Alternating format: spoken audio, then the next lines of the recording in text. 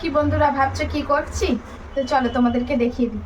তো আজকে একটা রান্না নিয়ে চলে আসছি তোমাদের সামনে। এখানে আছে পটল, আলু, পেঁয়াজ আর টমেটো। এগুলো কিন্তু আমি ছোট ছোট করে কেটে নিয়েছি, দেখো পটলটা এইভাবে আড়ে আড়ে কেটে নিয়েছি। আর এখানে আছে কিন্তু হাড় ছাড়া মাংস বন্ধুরা। না না, এটা সয়াবিন। তো সয়াবিনটা ভিজিয়ে রেখেছি, প্রায় ঘন্টা দুয়েক হলো। এখন না এই সয়াবিনটাকে একটু চিপে চিপে তুলে নেবো, জলটা ঝরিয়ে। তো কি রান্না করব সেটাই বলি। আজকে করব পটল আলু সয়াবিনের একটা রসা। খুব সিম্পল আর চটজলদি হয়ে যায়, খেতেও ভালো, শরীরের জন্যও কিন্তু খুব ঠান্ডা। তো যাই হোক, সবসময় তো রিচ খেতে ভালো লাগে না, মাঝে মাঝে এরকম হালকা খাবারও খেতে ভালো লাগে। চলো তাহলে এই রেসিপিটা তোমাদের সঙ্গে শেয়ার করি। তো এখন সয়াবিনগুলো জল থেকে এইভাবে হাত দিয়ে নিংড়ে নিংড়ে কিন্তু তুলে নেব, এইভাবে।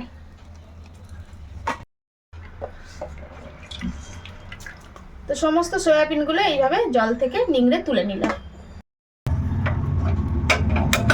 তো এখন কড়াটা বসিয়ে দিচ্ছি গরম হওয়ার জন্য। তো কড়াটা গরম হয়ে গেছে, এখন একটু সামান্য করে তেল দেবো, খুব বেশি না। এখন দিয়ে দেবো একটু অল্প করে লবণ, আর দিয়ে দেবো সামান্য একটু হলুদ, মানে একদম চিমটিখানি একটু হলুদ দিচ্ছি। এই সময় গ্যাসটা একটু আস্তে করে দিলাম, নাহলে হলুদটা পুড়ে যেতে পারে। এখন একটু ভালো করে কড়ার মধ্যে লাগিয়ে দিলাম। এখন এর মধ্যে দিয়ে দেবো এই যে সয়াবিনটা। তো সয়াবিনটা যখন দেবো তখন আবার একটু গ্যাসটা জোরে দিয়ে দেবো। তো এখন এই সয়াবিনটা ভালো করে ভেজে নেব। তো সয়াবিনটা বেশ ভালো করে ভেজে দিয়েছি, এখন সয়াবিনটা কিন্তু একটু ঢেলে দেবো। তো মিনিট 3-এর মধ্যেই কিন্তু সয়াবিনটা ভাজা হয়ে গেছে। তো সয়াবিনটা একটু না ভেজে নিলে না কাঁচা কাঁচা গন্ধ করে। এখন আবারও কড়াটা বসিয়ে দিচ্ছি, আর কড়ার মধ্যে দিয়ে দেবো আবারও একটু অল্প করে সরিষার তেল।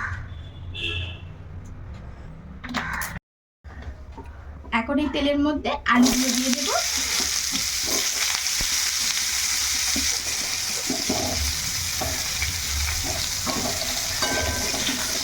এই আলু আর পটল একসঙ্গেই দিয়ে দেবো। এখন এই আলু আর পটলটা একটু সময় ধরে একটু ভাজবো।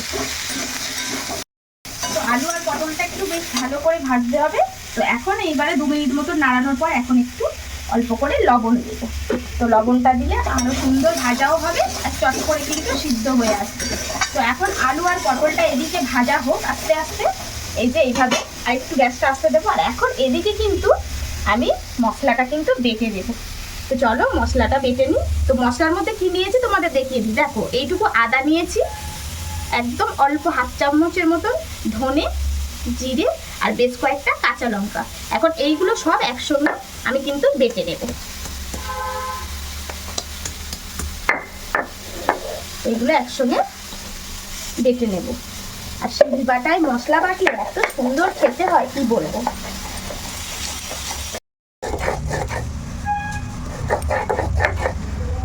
একদম মশলাটা বাটা হয়ে গেছে, এখন মশলাটা তুলে ফেলি।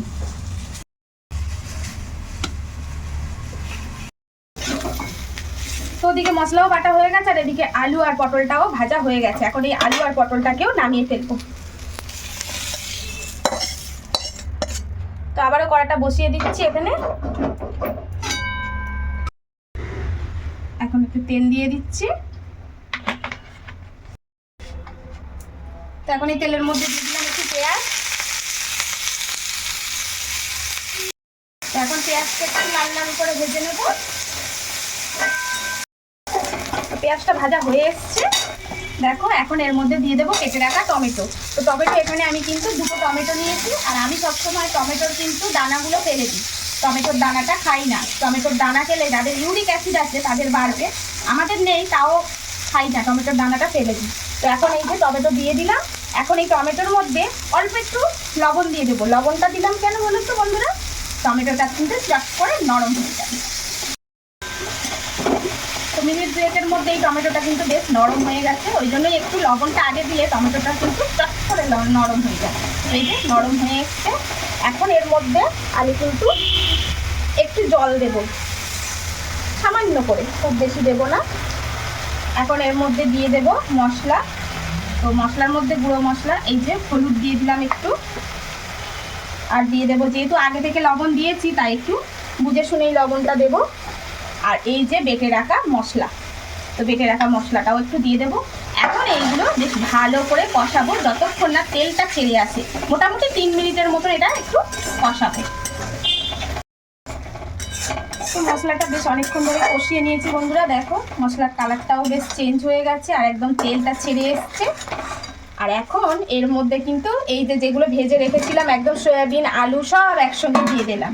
এখন এই সয়াবিন আলু আর মশলা একসঙ্গে এটাকে কষিয়ে নেব ওই মিনিট 2-এর মতো। তো মশলা সবজি সব একসঙ্গে কষিয়ে নিয়েছি আর এই সময়তে এত সুন্দর ঘ্রাণ বার হচ্ছে কি বলবো বন্ধুরা, তোমাদের তো ঘ্রাণটা দিতে পারছি না, তাই দুঃখিত। তো একবার বাড়িতে তোমরাও ট্রাই করো, দেখবে খুব সুন্দর লাগে। তো এই যে এখন কষানো হয়ে গেছে, এখন কিন্তু এর মধ্যে পরিমাণ মতন জল দিয়ে দেব। তো যেহেতু একটু মাখাজোকা মতন হবে তাই খুব বেশি জলটা দেব না, আর আবার একদম কমও দিলে হবে না, কারণ সয়াবিনে না অনেকটা জল টেনে নেবে বন্ধুরা, তাই একটু বুঝে শুনে দেবে। তো এই যে এখানে জলটা দিয়ে দিলাম, এখন এইগুলো সব সেটাকে ঢেকে দেব সিদ্ধ হওয়ার জন্য। তো একদম 5-6 মিনিটের মতন ঢাকা দিয়ে রেখে দিয়েছিলাম, এখন এই যে ঢাকাটা খুলে দিলাম। তো একদম আলু পুরো সিদ্ধ হয়ে একদম গলে কি হয়ে গেছে, এই যে পুরো হয়ে গেছে। তো এখন এই শেষ পর্যায়ে কিন্তু আমি একটু এর মধ্যে গরম মশলার গুঁড়ো দিয়ে দেব। তো আমি এই গরম মশলার গুঁড়োটা কিন্তু বাড়িতেই বানাই, জিরে ধনে আর গোটা গরম মশলা দিয়ে একদম রোস্ট করে ভেজে রাখি। তো এই মশলাটাই একটু দিয়ে দিলাম উপর থেকে। তো এখন হয়েই গেছে। তো আমি একটু এইভাবেই রেখেছি, এই ঝোলটা কিন্তু আরেকটু মানে মরে যাবে, ঠিক আছে। এখন গ্যাসটা বন্ধ করে দিচ্ছি, কারণ যেহেতু সয়াবিন, তো সয়াবিন কিন্তু জলটা আরও টেনে নেবে। তো তোমরা যদি মনে করো যে একদম মানে ঝোল রাখবো তাহলে আরেকটু রাখতে হবে, নাহলে এটা কিন্তু একটু পরেই আবার টেনে নেবে, ঠিক আছে। আর যদি মনে করো গা মাখা করবো তো আরও একটু ঝোলটা মেরে নিতে পারো।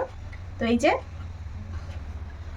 একদম সয়াবিন আলু পটলের রসা, তো নিরামিষের দিনকে খুবই ভালো লাগবে। আর যেদিনকে নিরামিষের দিনকে তোমরা করবে সেদিনকে কিন্তু পেঁয়াজটা দেবে না, তাহলে কিন্তু নিরামিষের দিনকে অনায়াসে তোমরা খেতে পারবে।